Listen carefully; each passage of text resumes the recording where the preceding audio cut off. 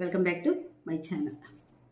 ఈరోజు మనం ఒక అద్భుతమైనటువంటి పాయింట్ గురించి, మనలో ఉండి మనకు తెలియకుండా నిగూఢంగా నిక్షిప్తంగా ఉండేటటువంటి కొన్ని స్కిల్స్ గురించి, వాటిని ఎలా తెలుసుకోవాలి, ఎలా వాటిని వదిలేయకుండా మనం పట్టుకున్నాము, వాటిని గార్నిష్ చేసాం, వాటికి మెరుగు పెట్టామంటే మన లైఫ్ ఎలా ఉంటుందో తెలుసుకుందాం. అంతకంటే ముందు ఒక అద్భుతమైనటువంటి ఒక స్టోరీ విందాం. ఒక ఎడారి గుండా ఒంటెలు తీసుకొని కొద్ది మంది ఒక బ్యాచ్ లాగా ఫామ్ అయ్యి వెళ్తూ ఉన్నారంట.